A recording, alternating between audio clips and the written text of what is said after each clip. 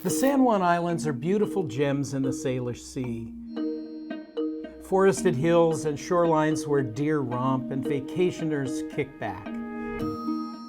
It wasn't always like this. There's evidence that these were the hunting grounds used by some of the earliest inhabitants of the Pacific Northwest. How do we know that? A significant little-known discovery in an Orcas Island pond gives us an important clue.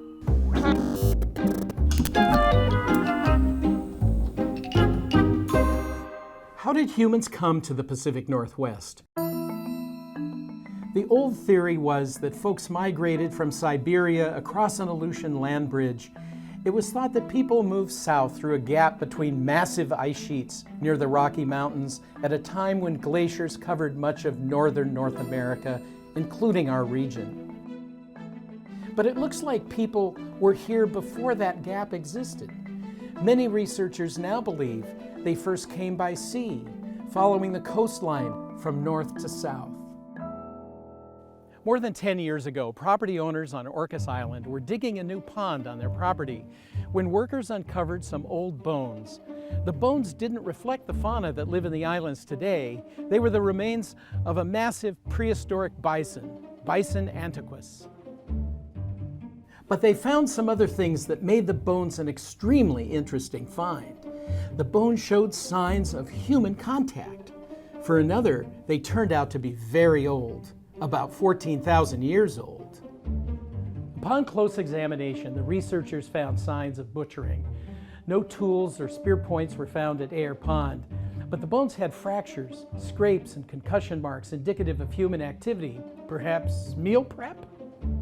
These are some of the bones that came from Ayer Pond, and they show signs of human butchering. This is a cut mark, probably a chop mark that was made on the bone.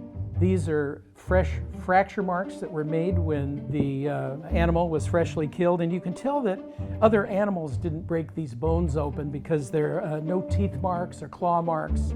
They're just very clean breaks that would have been made by humans. Very, very large. We know that these early peoples had the tools to leave such marks. Also, the main carcass of the animal seems to have been removed to another location, and that wouldn't have been easy. Such critters were much bigger than the buffalo we know today that chase foolish tourists at Yellowstone Park. These could grow 7.5 feet tall and weigh 3,500 pounds. Given their age, they are the earliest physical evidence of human activity in the Salish Sea basin, according to a recent survey of Salish Sea archaeology. And here's another eye-opening thing. They are among the earliest evidence of coastal human migration on the West Coast. As the ice retreated due to a warming climate, the landscape changed. The area around Ayer Pond would have been a tundra-like meadow with lodgepole pines in a park-type setting. The fact that massive bison were here suggests some kind of link to the mainland. The Salish Sea was brand new at that time, carved out and flooded only 1,000 or so years before.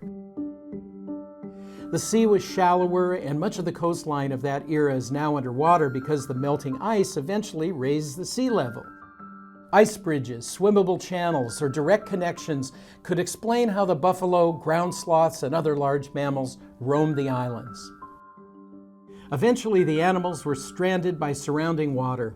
At the same time, across the Strait of Juan de Fuca on Washington's Olympic Peninsula, mastodons, caribou, and bison were also browsing the flora that followed the glacial retreat. In the 1970s, a mastodon bone was found near Squim with a bone spear tip in it.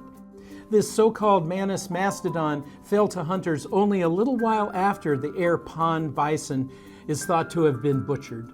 The ancient bison that fed early inhabitants went extinct about 10,000 years ago, victim with other prehistoric megafauna of the Pleistocene era because of climate change and overhunting by humans.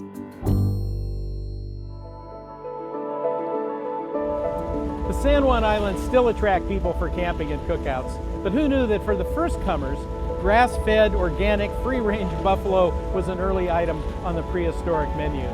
That fact has given us an important peek into our region's early human origins.